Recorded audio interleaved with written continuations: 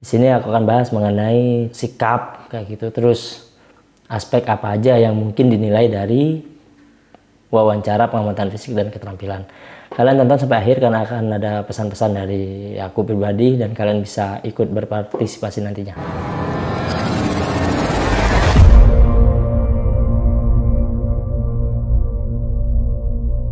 Assalamualaikum warahmatullahi wabarakatuh. Selamat malam teman-teman. Hari ini hari Minggu tanggal 12 Desember tahun 2021. Pukul 23:45 menit. 15 menit lagi udah tanggal 13 Desember.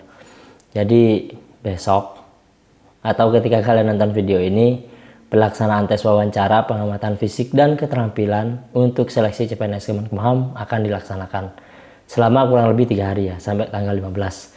Karena kemarin-kemarin aku sibuk jadi nggak sempat bikin video untuk menjawab beberapa pertanyaan kalian. Oke, kita akan masuk ke pembahasan. Yang pertama untuk sikap.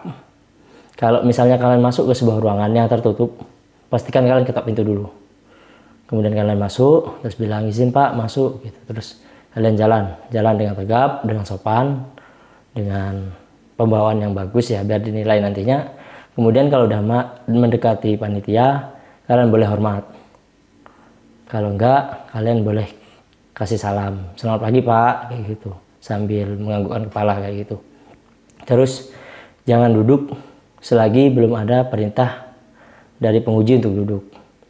Kalian tunggu aja. Kalau nunggunya udah kelamaan, karena mungkin pengujinya sedang memegang laptop atau apa, kalian boleh berinisiatif untuk izin Pak, bolehkah saya duduk kayak gitu. Nanti kalau udah dipersilakan duduk, silakan duduk. Kemudian pastikan kalau kalian duduk, jangan terlalu ke belakang, jangan senderan, jangan terlalu ke depan, pastikan yang bagus gitu ya, yang tegap. Terus tangannya itu taruh di kedua paha mungkin kayak gitu. Jangan di meja, mungkin gak enak kayaknya. Terus pastikan juga kalau nanti kalian menjawab pertanyaan dari penguji, tangannya nggak usah main mungkin ya. Takutnya nanti dikira nggak sopan, karena ada yang memberikan saran di kolom komentar YouTube. Tangannya lebih baik jangan bergerak. Cukup wajah kalian, cukup suara kalian yang menjawab, cukup anggukan kepala mungkin atau mata mungkin kayak gitu. Itu saran dari teman. Kalau kalian punya saran yang lain karena kalian punya pengalaman, silahkan kalian tinggalkan di kolom komentar.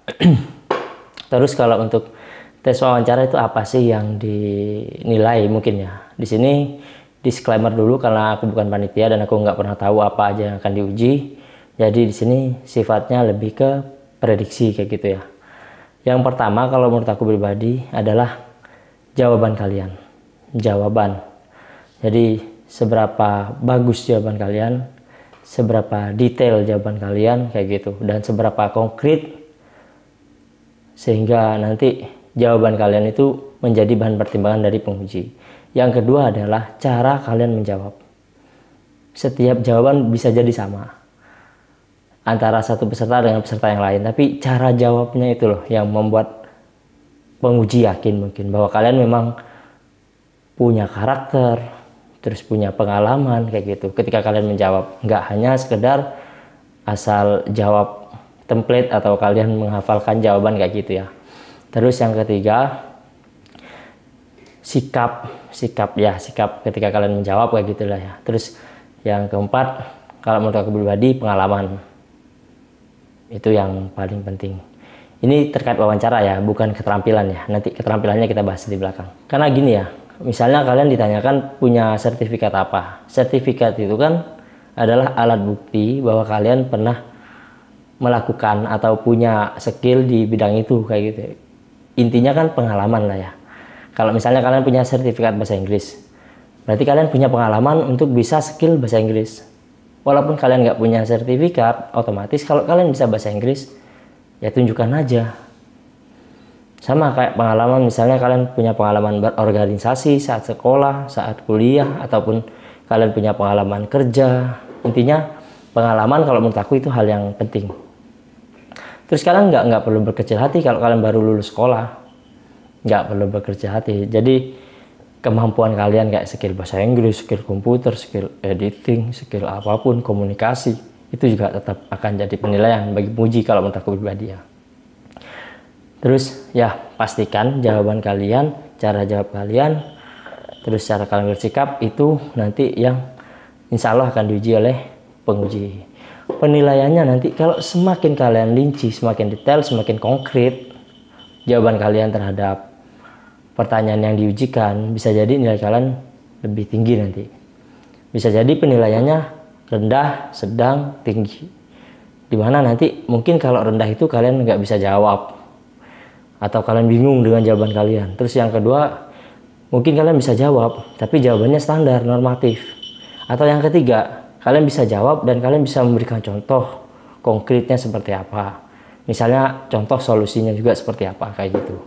Itu kalau menurut aku pribadi, dan aku nggak tahu apakah seperti itu penilaiannya atau enggak. Kemudian terkait sertifikat, kalau kalian nggak punya nggak masalah juga. Terkait keterampilan, kalau keterampilannya apa aja silahkan kalian tunjukkan.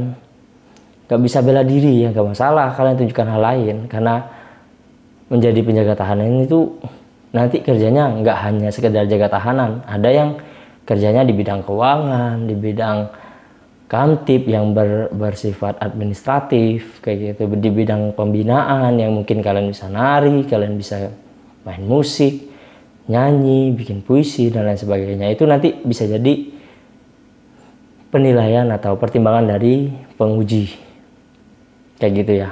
Terus kalau kalian pernah nonton videoku yang ini, kalian nanti tahu bahwa Mas itu dapat, ada ya Mas Fulan itu ya, dapat skor 96.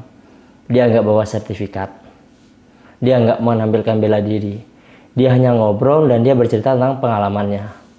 Dan mungkin aspek dari pembawaan dia saat bercerita, pengalaman dia itu menjadi penilaian plus bagi penguji kayak gitu. Terus kalian bisa tonton video dari Mbak Pratiwi itu ya, dia cara menjawabnya bagus kayak gitu. Meskipun mungkin dia nggak tahu ya punya sertifikat atau enggak, terus dia bisa dapat skor tinggi 95 lebih kayak gitu.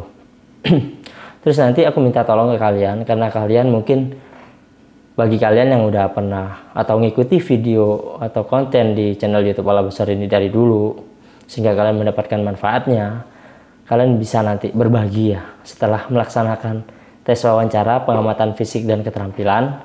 Silahkan kalian bagikan apa pertanyaan yang kalian dapatkan dan jawabannya. Nggak perlu harus di kolom komentar, nggak apa-apa kok.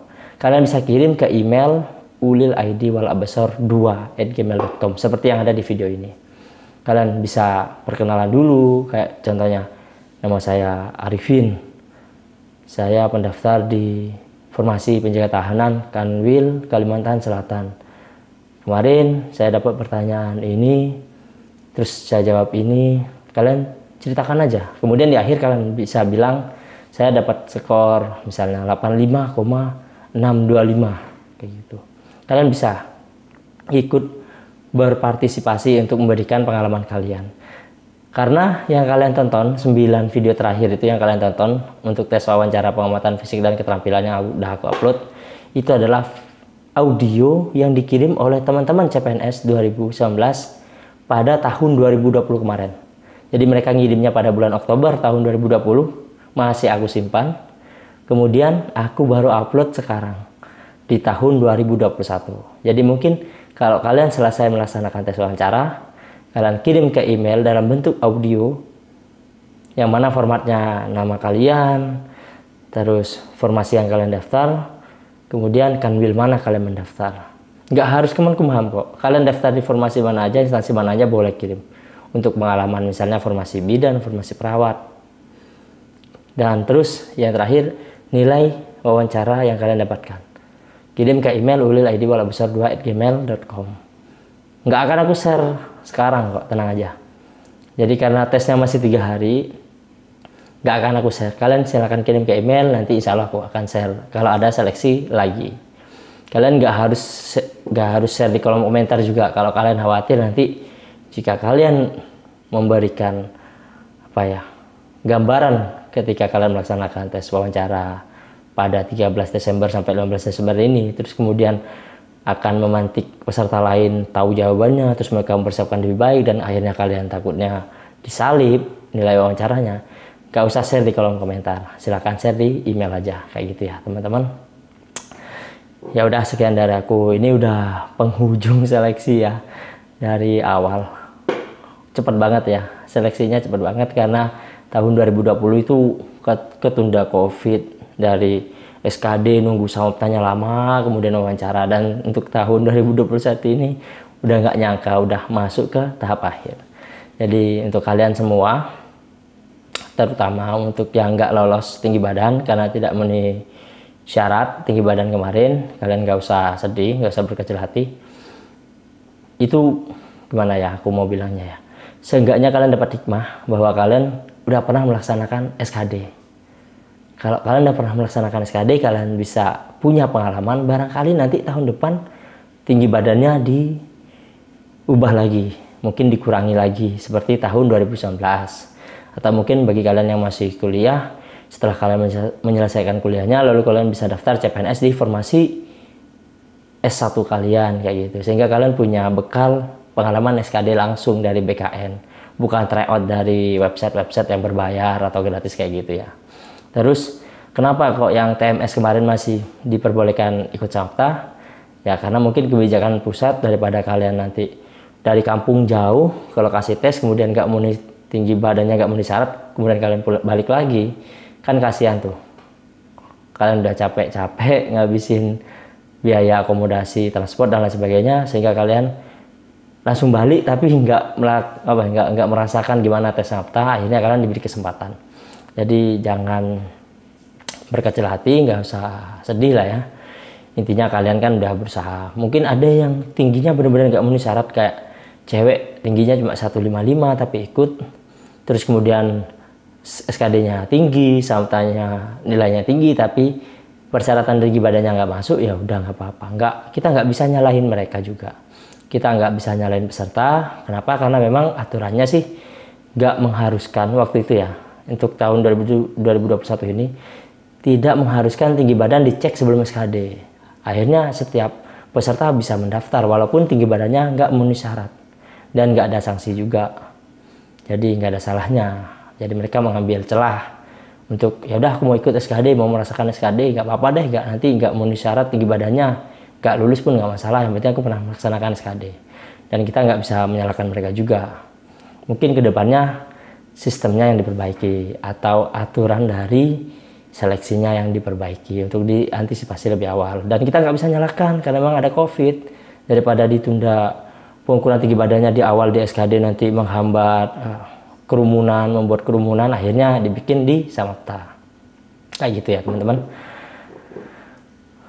Semoga kalian lulus. Semoga kalian yang nonton video ini atau kalian yang berjuang dengan sungguh-sungguh, kalian bisa lulus sampai akhir menjadi CPNS, menjadi keluarga besar Kementerian Hukum dan HAM. Jangan lupa kalian kalau emang beneran lulus nanti kabar-kabar ya ke video ini di kolom komentar ini, bilang, "Bang, misalnya di quick count aku masuk 1 kali formasi." Ya, aku kan ikut seneng kok ya. Jadi kalian ceritakan kalau kalian lulus, aku seneng karena aku udah ngikuti seleksi tahun 2021 ini dari awal sampai jadi panitia di SKD kemarin juga.